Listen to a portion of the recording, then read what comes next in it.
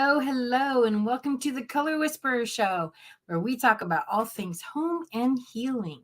So, today I want to talk about new beginnings. Now, sometimes new beginnings are scary. Have you ever said, "Oh, I'd love to go do that, but I just don't want to do it by myself"? I know for a long time, I was like, I didn't like going to restaurants by myself. And then I got single and well, if I want to go out to eat, I'm going to go by myself. And I found a few restaurants that were a little bit more friendly to that than others. And uh, it's not a big deal anymore. One of my favorite restaurants nearby, they were so good to me during COVID. And even still now, they'll look at me, Jeanette, you've had a really hard day. I'm like, uh-huh. What kind of wine do you want? Sometimes they'll even give it to me for free, which is really super nice.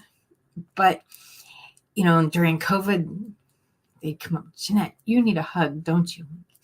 I really do. And they just give me a big hug, and it meant so much to me. So it really kind of was like my cheers. I'd go in and people like, oh, hi, Jeanette. I was just there the other night, and it was Mother's Day, and they were really, really slow. And I was sitting outside, and they were like, oh, she's mad at you because the manager. I went in to go check on my food because it'd been a while, and I'd seen they were really busy, so it didn't really faze me too much. I had nowhere else to be, so it was cool. I was comfortable, happy, and and so the manager comes out and she says, they kept telling me you were mad. You were mad. And she ain't mad. She's been coming here for a really long time. I'm like, nope, wasn't mad. Like, just want to make sure I'm not forgotten, but not mad. And so anyway, I got my food pretty much right away after that, which was awesome. So anyway, new beginnings. A lot of times new beginnings make us get out of our comfort zone. Maybe maybe it's something you're just afraid to do by yourself. Now, this week, I had two really wonderful experiences. I think it's really good for us to get out of our comfort zone every now and then. It just opens up a whole new world for possibility of who we are. So one thing I did this week was the silk ropes. It's an acrobat thing. You may have seen them. And then there's a hammock. It's a silk hammock, and you do these acrobats. You go upside down and you spin around, and so much fun. Oh my gosh! You might have seen it at Cirque du Soleil, something like that. And it was something I thought I always wanted to do this. I always wanted to do this, and I saw an advertisement for it. I'm like, oh, I'm gonna go do this. This looks like so much fun. So I went by myself. I had Frank.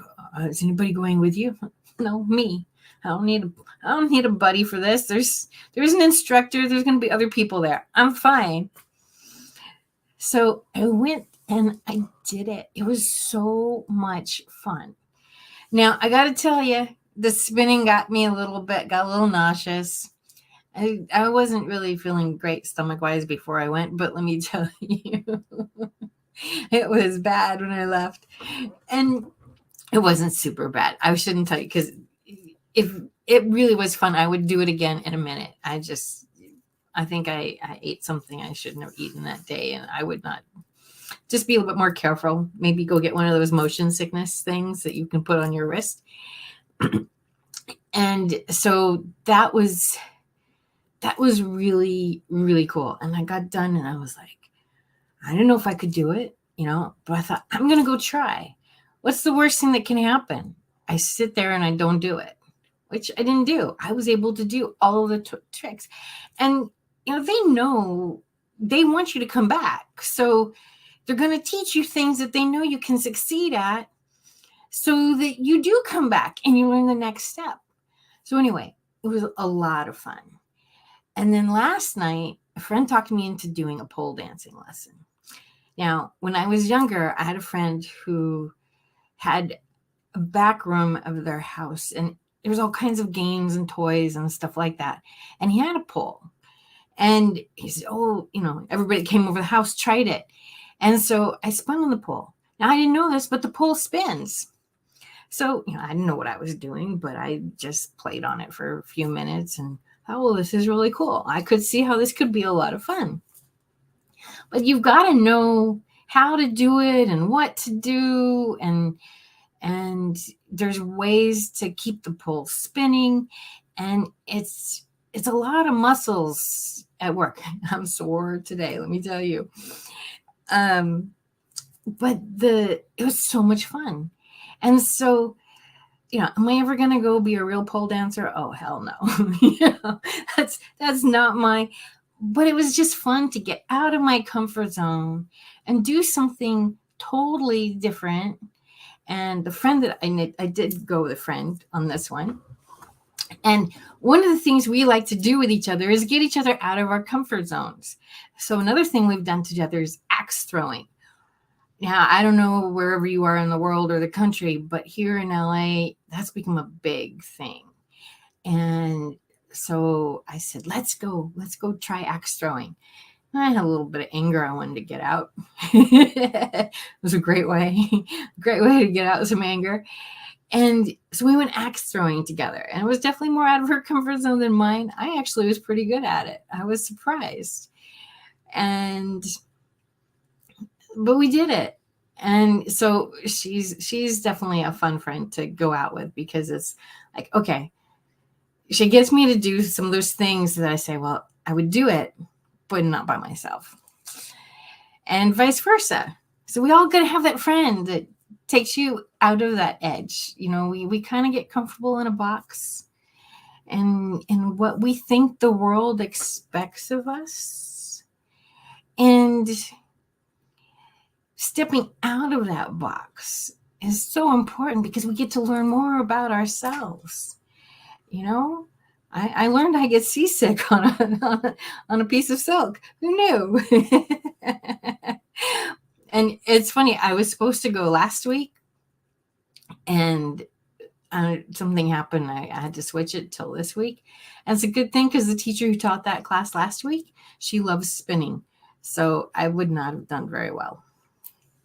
So it's really good as people for us to keep learning. We are not meant to just stay in a little box of, I get up, I go to work, I come home. We got to step out of that comfort zone. So this is a great way to have little new beginnings. Will I ever go do these things again? I don't know. I guess my friend may talk me into pole dancing again. I don't know. I will get one of those bracelets for seasickness before I try the other one again. But I would do it again. Would I go axe throwing again? Absolutely. So it's just learning something new about yourself. So sometimes new beginnings can be really fun, and it can be an adventure that's an hour. Sometimes it is an adventure that is much more than that. Sometimes new beginnings get forced on us. Maybe a friend disappears, just says, don't want to be a friend anymore, for whatever reason. People are funny, aren't they? I've had some very bizarre reasons I've lost friends, and I tend to get myself in trouble by telling the truth. People don't like to hear it, and the healer in me tries to find gentle ways to tell people the truth, especially when they ask me. So, I'm not going to be mean to anybody, but if you ask me a question, I'm going to tell you the truth, because that's my integrity. And I'm not going to sugarcoat something. I'll try to tell you something gently, but I'm not just going to go, oh yeah, everything's great, and everything's not. And I figure if somebody asks, then they want to know, because that's kind of how I tick. I'm not going to ask a question that I don't want the answer to. Although it's funny, a lot of people do. So I've seen this over and over again with my color stuff. I'll be at a party or an event or something like that, and people will start asking me questions about my color.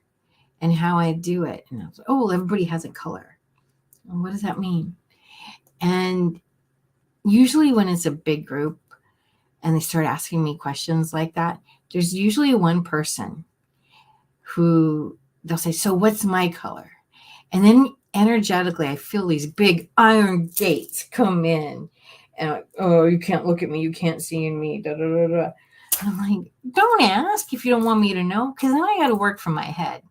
And what I do when people ask me, what is my color, is I'm really tuning into their energy and feeling what is that color.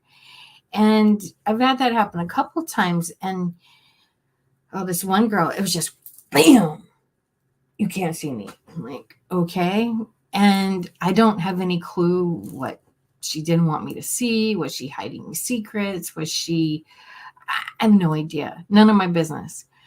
I've always said my next marketing class is going to become psychic because I think that would really help. And even still, you can't go into somebody's head who won't let you. I mean, responsibly, you can't just go into somebody in healing and not without their permission. So if somebody's got this guard up, I can't go in, I can't see anything. And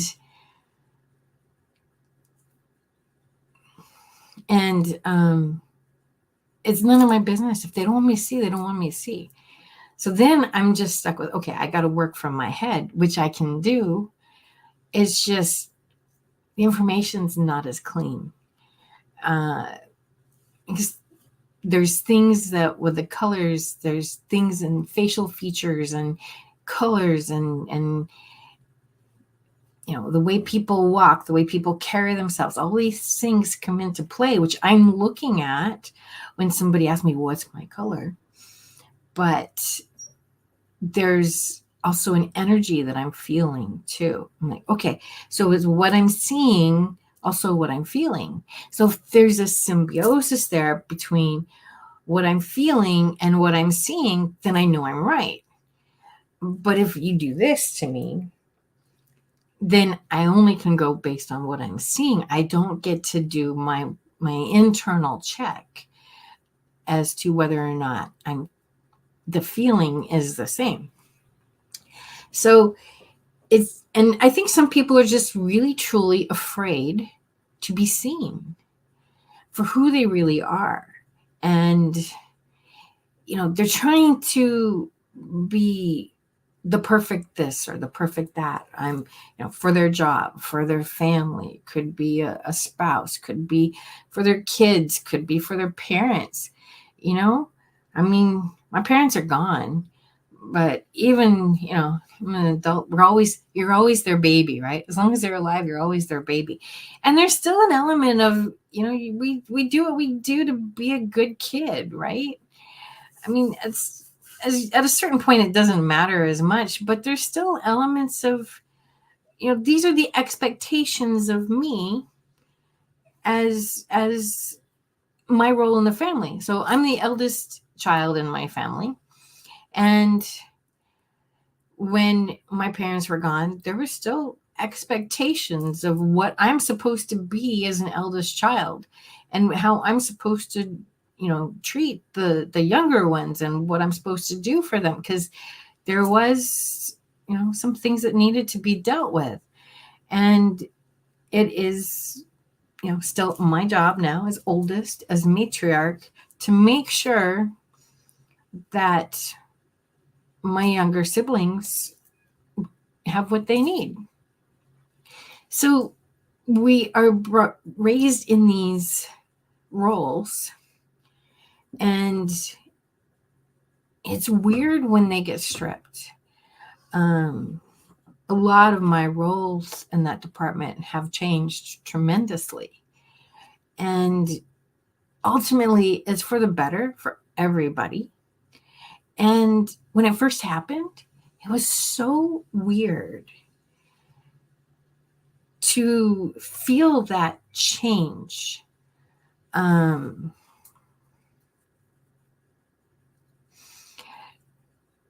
in who I was. And I had to rediscover what my role as matriarch was going to look like. There were expectations that my parents had. There's expectations that my siblings had. There's expectations that I had. And here were all these little expectations. And I had to sit there and say, this one I like. This one, I don't have to take this one on. And some of those decisions were made for me by some circumstances that happened. And it was really interesting changing out who I was, always being the older sister. That role completely changed. Trying to kind of go back a little bit and relive a little bit what was that was like, and I don't know quite how to describe it. There's an element of, okay, maybe this is good. It's kind of a silly example, but I think it's a good simile. So we're making a pizza, and there's tons of ingredients you could put on the pizza, right? We used to have Iron Chef night with my niece and nephew, and we'd go to the grocery store and go buy whatever you want. It'd sometimes be girls against the boys. Sometimes it would be kids against the adults. And I just let them go shopping and, okay, go buy whatever you want to do for your pizza. And they had a blast with it. So society may say, okay, you got to put pepperoni on your pizza. Well, maybe you want to put corn on your pizza.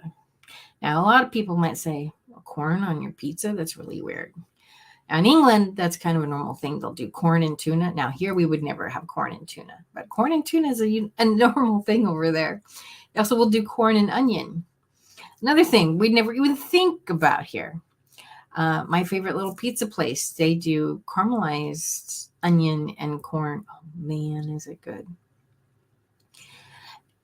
So sometimes you can think of a solution of what you want to put on this pizza that may be outside the realm of the normal. It doesn't have to be pepperoni or sausage or bell pepper, or maybe you want to put a bunch of things on there. But you got to find out what is going to work for you. And how many ingredients do you need? And sometimes siblings, well, they can be difficult. If there's a sibling that's really difficult, it's okay. You don't have to be mommy or daddy. You don't have to take that on. It was the parents' decision. I mean, sometimes parents can be overwhelmingly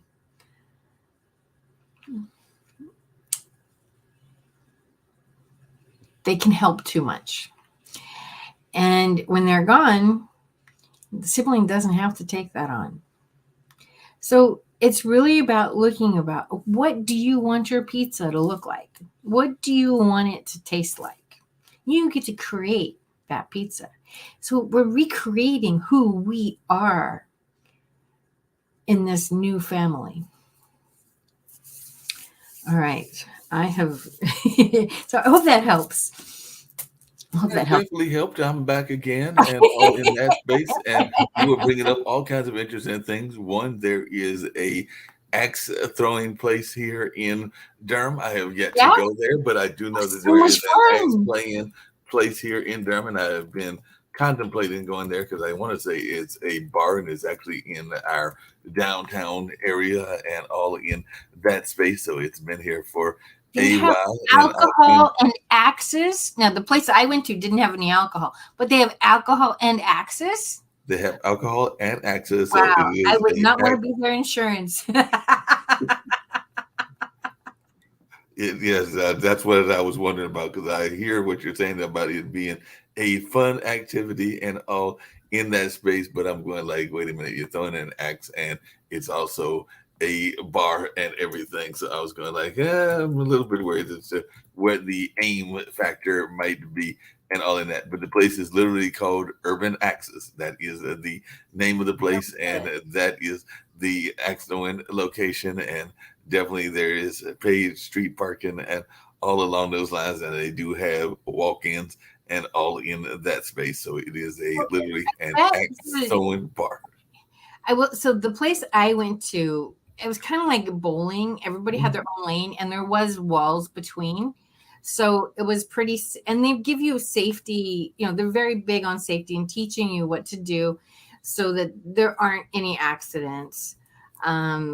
I would imagine that the bar part and the axe throwing part are separate. I can't imagine that they are definitely separated. Apparently, they're asking people to book for Father's Day because they are saying bullseye and bruise. That is what they have got going. I love it.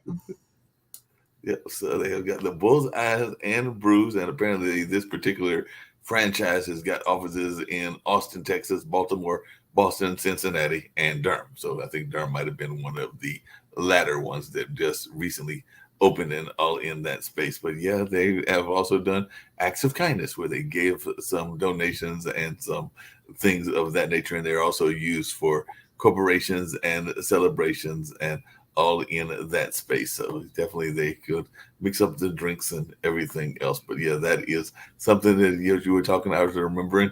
And you also mentioned the Notion, and they are open to anybody's watching and hearing this and everything. They are open Tuesdays and Fridays between 5 and 10, and Saturdays and Sunday, Saturdays 2 to 10, and Sunday is 11 to 8. And it is a licensed venue serving beer, wine, and cider. No hard liquor. You can bring your own food, and catering is available. And it is a 21 plus facility, so all persons must be 21 plus with a valid photo ID to enter and throw. And they are a cashless facility, and they do accept debit or credit cards. But yeah, that is what is going on in that particular place here and everything. So you can actually go, and maybe I'll go. As you said, you had fun. I have walked in there, I think, once to try to find out if they were going to approve of an event that was taking place in their general area, because sometimes I have to go to organizations to make sure that they are good with whatever the event is. And I think that's the one time that I walked in there. I could be wrong, but for some reason that is coming to my mind and everything. But yeah, there is definitely, and it looks like I'm looking at a picture and everything. As a matter of fact, I should bring that up just so folks can see what it looks like, at least in the Durham one and everything in that space. So I'll bring up the picture on their site and all in that space. Easy to throw. So they gave us stars that we could throw. So that's kind of like the ninja stars. Right.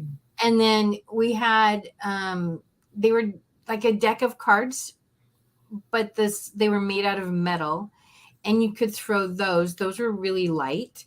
So it's not like you're throwing a big, heavy axe necessarily. And they do have 3 different styles. Yep, that's kind of what mine look like. And so it's relatively safe. I mean, if somebody goes really rogue, you're going to be in trouble, but it's relatively safe. And there's 3 different weights of axes that you can throw, so you can find which one works. So somebody who's a big, strong, he might want the heavier weight.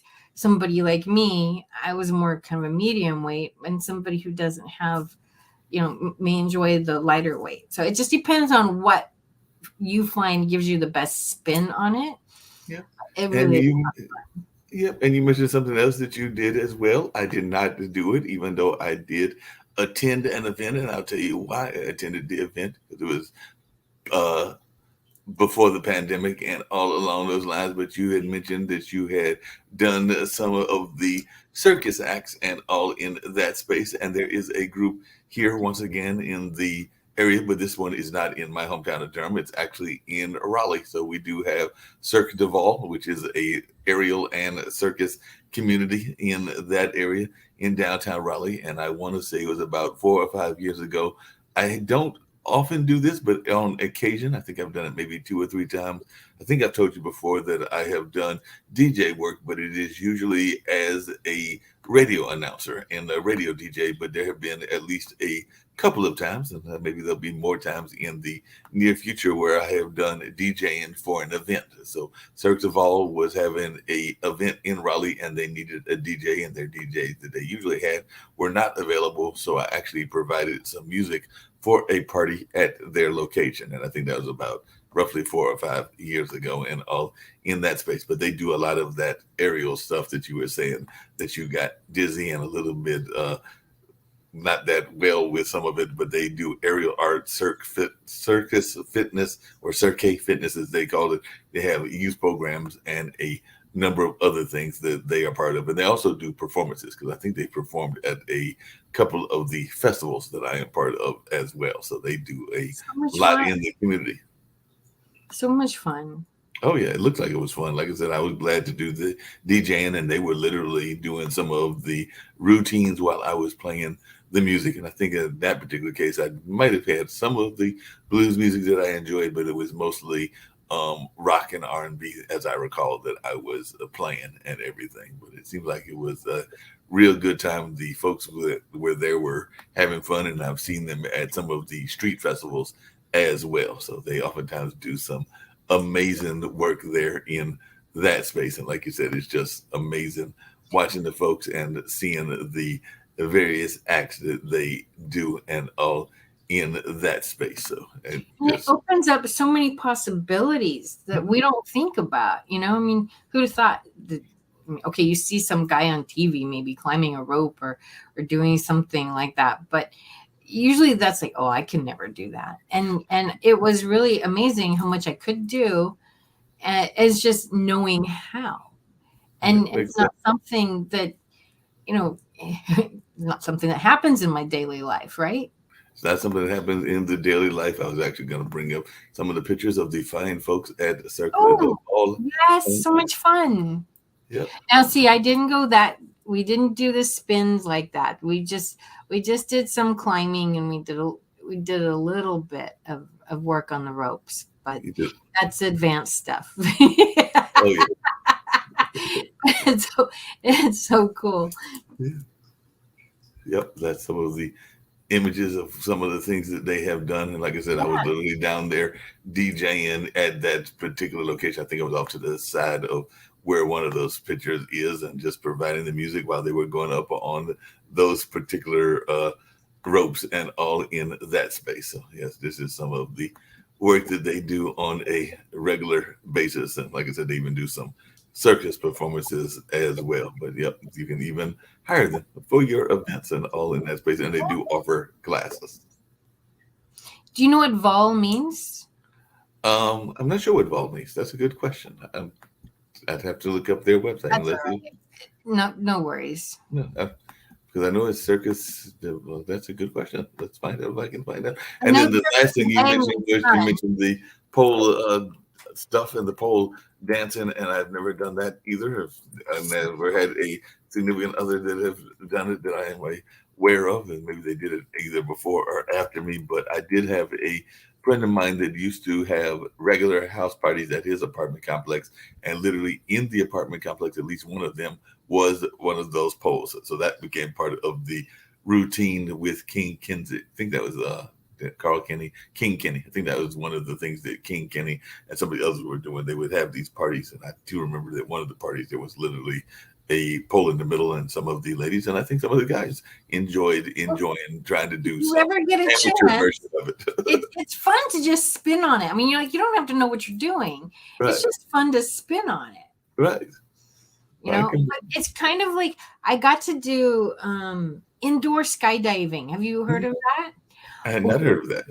Oh, it's so much fun. So jumping out of a plane, I don't know, but it's indoor skydiving, and there's a big fan in the floor, and they turn it on and it blows you up, and it's like you jumped out of a plane, but you don't have to have the falling.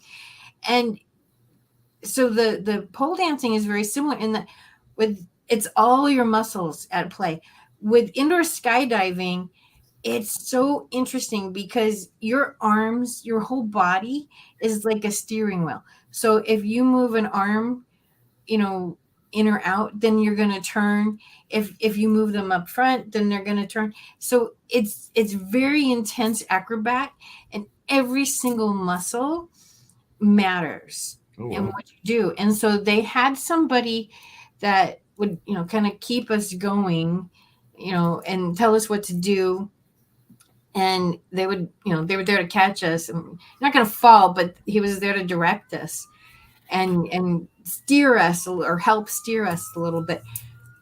Um, that was so much fun. That's Highly, interesting. highly recommend that. Well, I might try that because some of the things that you were talking about, like I know there was a ex that has at least gone skydiving once. They might have tried it twice since we broke up many years ago and everything. But I do remember that they were always trying to talk me into going skydiving, and I was perfectly fine with being on the ground because I'm always afraid of what might happen wrong if you pull the wrong latch and everything. But ironically, I've always said for years that I would like to try. Hang gliding, you know, which is equally as dangerous Oh, and everything in that hang space. gliding looks fun. I And haven't done that also, yet. yeah, and I've also said that I might not try hot air balloons, even though I haven't tried either one of the hang gliding or the hot air balloons, but the skydiving, because that's just way up there, and the fall seemed like it would be perilous and all in that space that I wasn't feeling as comfortable with as I probably could have and everything. And then my younger brother, actually, when he was, I want to say he was in his college ages, so he might have been in his early 20s or maybe even his late teens, he actually did bungee jumping. And I could never figure out the purpose of bungee jumping because it just seemed like you were doing a lot of bouncing around for no apparent good reason. But there are folks that have enjoyed it and have enjoyed it. I think he enjoyed it the one or two times he tried it. And I've thought about going canoeing, but I haven't done that yet either, even though that seems like that can be fun or I've done whitewater. kayaking. Kayaking is a lot of fun. I've done hot air ballooning. That was great. I've done what's it called? Parasailing. That Mhm. was a lot of fun. Okay. Um, that, you know, it's you're kind of sitting up there really high and you know, that was neat. The hot air ballooning and parasailing are both very tame. That's what I was thinking. They're very tame. But the indoor skydiving, I loved that. Yeah. That was great. And indoor skydiving would seem like it would be a lot more safer than the actual physical skydiving. Have you ever tried? Because there is a festival here, and what I'm going to mention used to be popular. I don't think they were there last year, if I remember correctly. And they'll be coming up in about a month and a half and all in that space. But we have a big 4th of July event called the Eno Festival. And one of the attractions at the Eno Festival, as well as at other festivals, was kind of stationary rock climbing. So it's not like you're actually doing the rock climbing that you would do if you were going to climb a mountain or something like that, but it's like a rock climbing station that you can climb the rocks. And the kids were really enjoying that, but I saw some adults that were enjoying it as well. So I was wondering if you had ever done any of those rock climbing places, either at a rock climbing location, or there's also a location here that does trampoline bouncing. And I was wondering if you had ever done any of that either. I've done the trampoline. When I was a kid, we had a place that had trampoline Mhm. nearby, and I did that a lot. I haven't done the newfangled ones where they've got a lot of other stuff. I haven't Yeah. done those. When I was a kid, there was actually a hole in the ground that you had to go over, and you had to be careful. And Mhm. you know, I mean, nowadays that would never pass. But so I haven't done the rock climbing very much. That hasn't. I don't know. I just haven't been in the right place. And I guess I haven't sought it out. I would do it. I think it looks fun. I have actually climbed a big rock, Okay. not quite to the extent of, that, but I went on a trip. Uh, we climbed to the top of Dinky Dome, and Oh, Dome is not dinky, but it is the southern part of Yosemite. So it's a cousin to, oh, what's the dome in Yosemite? mm, I don't know. Anyway, it's a cousin to another that particular dome. another one. Yeah, I don't know. So it's And I could not have done it by myself at all. I was with a group, and I was with some people that we had mixed skills, but there was somebody who was an expert in rock climbing and hiking, and we had a couple experts in it actually. And without them, I would not have been able to do it. But that was definitely one of those things I would have never even tried by myself. I wouldn't have even thought about it because Well, that's one of the things I was going to ask you is whether it is in the social settings, whether it is because you mentioned the single status, and I definitely had that status as well, or whether it's in life in general. How important do you think it is for to go on these adventures with like-minded people? I know that we had a guest on one of our other shows, the Daily News Show, and she literally moved from um, Florida, I want to say it was, up to Black Mountains, North Carolina, to become a farmer after foregoing her medical career and all that, because she was going to medical school and decided that medicine was not for her. So she bought some farmland up in Black Mountains and is pursuing the farm life. But she was also involved, I think until recently, with a group called Black Girls Camp. So she was definitely involved in that space of camping with fellow African American women, because a lot of times people don't think that minorities camp and all in that space, even though there are some folks that are into camping and skiing and a number of other things. But I was just wondering, how important do you think it is for people to be in those like-minded groups? So now in this particular case, it was very important that somebody knew what to do. Mhm. We were not all like-minded, but somebody did know what to do, and that was really important because we would not have been able to do it without that knowledge. Right. I think that it is really important, whatever it is, to have a venue of like-minded people. So one of the things that I do is it's a with color, it's actually a wardrobing thing. Mhm. And the lady I learned from, she used to have season seminars. Well, So I would go to the autumn seminar, and there'd be a few other seasons that would be brave enough to come. And it was really amazing being in a group full of the same energy. So Mhm. it went beyond race or creed or likes or dislikes. It was, we really all, like, how we ticked was the same, because it wasn't like we had different politics, we had different, like there was a lot of other stuff that was different, but how we made decisions and just kind of our energy. And then we would do activities together, and we'd go shopping together, and it was really nice because as an autumn, if you ask an autumn a question, they're going to tell you the truth. Right. And so because we feel that that's the most honorable thing to do. If you ask us a question, you're wanting an answer. So looking at something like, what do you think of this? You're going to get a real answer. Whereas if I were to go with a summer who doesn't want to offend anybody, they're going to go, oh yeah, that's nice. And it's a different way of speaking. It's a different way of being, and so being in a group that was all the same energy was incredible. And I think that it's human nature to want to be around like-minded people, whatever that is. And we are many facets. It's like the pizza, right? It's not just one category. Maybe you go to church because in church you can enjoy being around like-minded people in that respect. Maybe you go to something that's a political party because it's a like-minded people in that respect. Maybe it's a sport game. We all love to go support our sports team, and everybody's rooting for the same thing. I went to a basketball game for the first time in my life a few months ago. Oh, well. And I was like, I don't want to go. And I have friends say, come on, Jeanette, come on. I'm like, okay, fine. Who did you go watch? And I've never enjoyed watching sports, ever. Have I enjoyed watching sports? I've gone to 3 football games in my life, okay? But the game, I have to say, was really good. The score kept changing, like seriously every other minute. It was crazy how fast it was changing. No, basketball is definitely going to change like that. But do you remember which teams you were watching? I have no idea. No problem. I can't tell you. They were local teams. And so it was part of a networking group I belonged to that they got us tickets to go. And so it was funny. The next week, we're doing our little recap, and I said, "Oh, I had so much fun at the basketball game." And they asked me who won. I said, "The home, the away team." I'm like, "I don't know who they were. I don't care."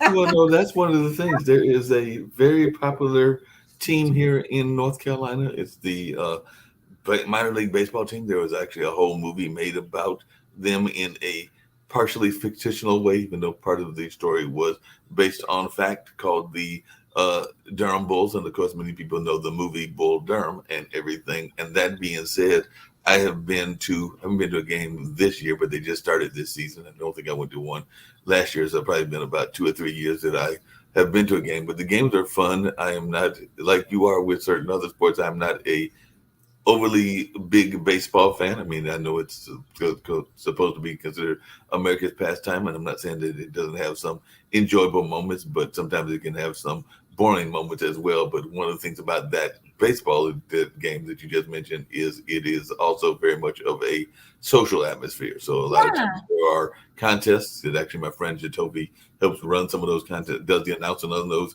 contests on the field, but there's also, you can walk around and you run into friends and acquaintances. So a lot of times you are not necessarily paying attention to the game. And I have been there with groups. I went with a church that used to meet at Hayti, so we were having drinks and food and conversation, and might look and see if somebody hit a home run or what the score was from time to time. But it was a sense of camaraderie, similar to that group that you went with, and everything was that sense of camaraderie. I mean, we are pack animals. That's why COVID was so hard. And I think that it is really important for us to find that pack. And we're going to have a bunch of different packs. Not one pack is going to fit all of who we need. So somebody who likes to go camping, I don't really have a pack that likes to go camping, but I have gone by myself. I'm not afraid to go by myself. It's more fun to go with somebody, for sure. Yeah, I'm not a big camping person. Part of that is because of even though I have sympathy and love for animals, and some people would even say animal empathic abilities and everything, I'm not a big fan of animals that bite and bug you and things of that nature. But I have gone on a few select hikes with either friends or non-friends and tried to put on the right amount of things to deal with that. And like I said before, that Eno Festival, and I'll probably be emceeing that we're probably going on 20 or 25 years that I've emceed that particular festival and everything. And definitely I enjoy the MC work, and I enjoy being out there in that outside environment and seeing the friends of mine. And it's definitely at a state park, but it is definitely out there in the middle. And I even enjoy seeing some of the animals, because the herpetology group will be there. So you might see some snakes and turtles and other reptiles and amphibians that are out there, and the different nonprofits and everything. So it is always a fun time at that. I can't think of a time that I did not enjoy myself, even when it was blazingly hot, because it is in the middle with the early part of July. So there have been times that it's like 100 degrees, but that's why I like being in MC, because I get to go to the food court area and enjoy the watermelon and the other food, including the air conditioning and all in that space. So I am smart enough to know how to avoid the heat if it is too hot. Well, but in answer to your question, I think it is normal to want to have people, like my friend who we take each other out of our comfort zone. That this is our goal to okay, what can we do different? How do we step out? Would we do these things by ourselves? Probably not, but we'll do them together, and just having that support. I mean, I think that that's human nature, to want to be around like-minded people in whatever that means for you. And so that's why we seek out different. Well, I have a like-minded group for you if you ever get a chance to visit. I know you visited South Carolina, but there is a group that meets. They will not be at Hayti this coming month, meaning the month of June. They'll be back in July, but they were there this past weekend and everything. But it is primarily African American cultures, but they are not opposed to people of other cultures coming there as well. But it is a group of women that come because they are part of a quilt circle. So they do a quilt circle meeting there. And I think that you would probably enjoy it because they have whole conversations. Sometimes they bring their quilts and they design their quilts so you're into colors. So I think that you would. I've done quilting. I've done quilting and I love it. And I went to, I'm going to get the name wrong, Paducah. Mm-hmm. And that's where the main quilt museum, the Quilting Society Museum is. Mm-hmm. And yeah, I've actually done quilting. I really enjoy it. There's something, it's very similar to design work because you're taking all these pieces and you're putting it together to create this beautiful quilt. And there's something really amazing about the magic of it all coming together that's very close to design work. So my threading a needle is not as easy as it used to be, but I really do enjoy quilting. No, and quilting is fun. It's a lot of fun. And like I said, one of the people that comes regularly, I don't think she drags her husband to it ever, but Willa Brigham is a friend of mine, but she is also a storyteller. So she does a whole story around hats and a number of other things. And she's a children's storyteller, but that is one of the things that she does is quilting. And one of my mom's good friends is I would argue probably one of her best friends is a member of that quilting circle as well. So it's good seeing these women of different backgrounds that are coming there and sharing their quilts, sharing their love of that particular pastime. And that's the thing. Quilting is a storytelling. Mm-hmm. Each of the patterns means something, and then each, a lot of times it's made with clothes or something, but you're picking out the fabrics for a reason if you're using new fabrics. And what's really wonderful is to get these women together from all different experiences, but they're there because they all love quilting, and every woman has a story to tell. Every quilt has a story to tell. And that's really, I think, so empowering is we all have this beautiful story.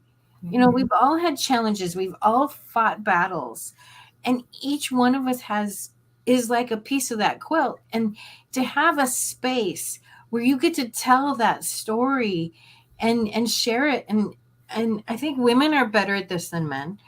And part of it is our nature. We enjoy the story maybe more so than men, but to have that place to support each other.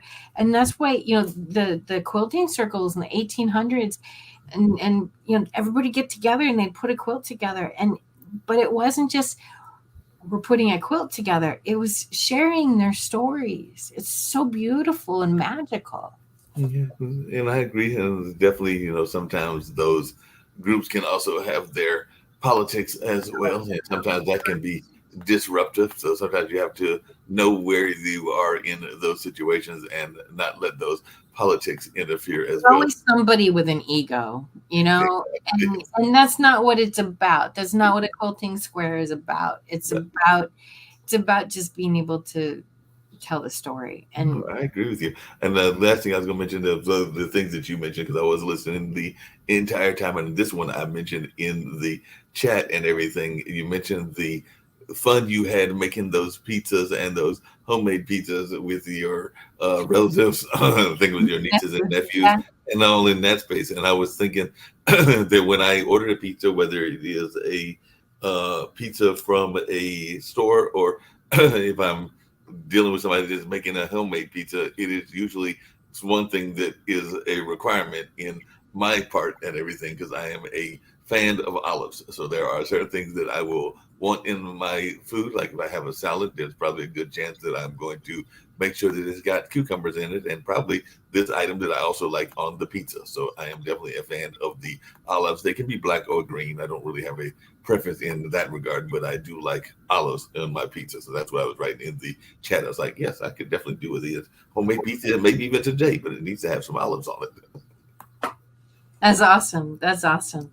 I have to admit, I love my caramelized onions and corn. So it's a little unusual. Most people are like, they haven't even heard of putting corn. When I came back from England, I spent 6 months in England when I was in college. And people are like, you put tuna on pizza? And I'm like, it's really good. and corn on pizza. I'm like, "Oh, it's really good." I mean, it's something I had to make. No, you couldn't order it in a restaurant. I mean, think But about the idioms and the ways that people thought I was crazy. I didn't care. and people think that people in the South are crazy when we decide to put, because some people will be like, you're ruining a perfectly good tomato, a perfectly good celery, and definitely a perfectly good watermelon. But if you know something of the Southern culture, we are quick to put salt on all three of those items, even though salt does have its negative aspects as well in terms of its part of our diet. But definitely we are quick to put that on those particular items and everything. And some people will be like, you're ruining a perfectly good vegetable and or fruit, and all in that space. Do you know that salt is actually really, really, really important for your diet? But you don't want to get like the Morton's iodized salt. Yeah. You want to get natural salt. I'm not picking on Morton's, but you don't want to get the iodized salt. You want to get the natural salt, so like the Himalayan salt, because our bodies actually crave the salt, and it's really good for keeping the organs going. And this is one I've learned. So ladies, if your breasts get really sore, they actually need iodine. So you want to take real iodine, and the salt can actually help. So, but if you're doing just regular salt, you want to get like the Himalayan salt. You want to get raw natural salt that has all of the things in there. And I've heard the same thing about sugar, because some people are less fans of the processed sugar, but are bigger fans of brown sugar and the other kinds of sugars that exist. But then I've heard people that have complained about some of the aspects of brown sugar too. But I guess if you've got to deal with sugar, it's probably better to get the brown one than the processed white sugar. Well, the brown sugar is just added molasses. Mm-hmm. So it's I don't know that it's less processed. It just has molasses in it. Okay. But yeah, if you're going to do sugar, the less processed, the better. I mean, there's so much stuff. Oh my gosh. This is like a whole thing. We're not even going to get into, we don't have time for this today. But if you look at what some of those processed ingredients really are, I mean, go look at what natural flavors really means. Ew, ew, ew. Go look at what spices really means. Oh, it's just, ew. I can't even. It makes you just not want to eat that stuff at all. And you think natural flavors, well, that's okay. But when you see what natural flavors is, and when you see what spices, I remember as a kid reading the ingredients, and it would say something like ginger and nutmeg and spices. I'm like, wait, that doesn't make sense, because you just listed 3 spices and then you have this word spices there.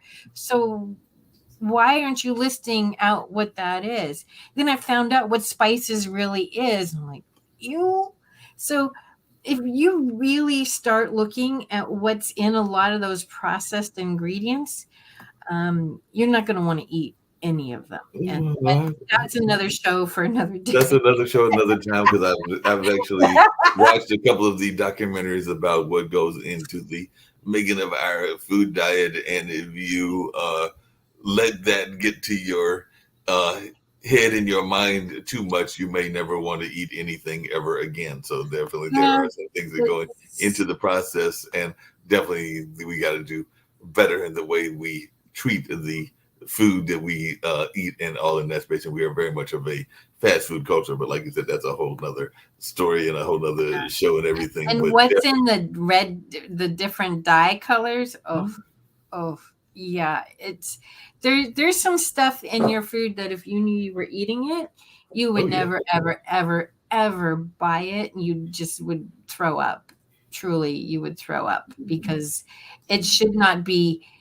There's stuff there that should never be used, period, and it should not be in food that we eat. No, it shouldn't be in the food that we eat, but part of what the advertisers do is advertisers, and this comes back to one of your themes, are not exactly unaware of the importance of color. So there is a reason that some of the junk food is brightly colored and is there because they are appealing to our color senses. So they're done intentionally with some of the packaging and some of the ways that they put things out there, whether it's cereal, candies, or even some of the quote unquote better foods. Okay, so I'll give you a diet tip and then we'll close. So one of the things that they do to get you to eat more sugar is they use pink. Mm-hmm. So you go to the donut store, you go to the bakery. What color is the box? At the box at the store, it's usually At the bakery, at the bakery, it's a bright color. I can't remember if it's it's white or pink. pink. It's pink. You know why? What? Pink actually triggers that sugar craving, and you Wow. can't eat just one. Nope. And so if you've got a lot of pink in a room in your house and you find you're eating a lot, Mm-hmm. change the paint color. It's easiest diet you'll ever do. Wow. Because then it won't stop. You'll stop craving the sugar. Right. That So makes a lot of sense. That's the That- easiest diet plan ever. You don't have to work out. Just change the paint color. Just change the paint color. Who knew? Now we know. The Color Whisperer has done it again, giving us some great information. We've had some great conversation about new beginnings and the fun things that you can do within those new beginnings and everything. So I think we're going to go out with something that both me and definitely Jeanette like, which is the Can Do Spices. So, Yay! so as always, it's been a great conversation. Glad I could pop in and help with the conversation. But we're going to go out with some Can Do Spices. You know how people love to enjoy food and don't understand how to flavor their food or how to replicate a meal? They're interested in supplements but don't know where to begin? Well, what I do is I take the guesswork out of enjoying flavor and wellness with my flavorful spice blends so that they can create delicious meals with healing benefits. Can Do Spice was created to help cooks at any level enjoy healing through food.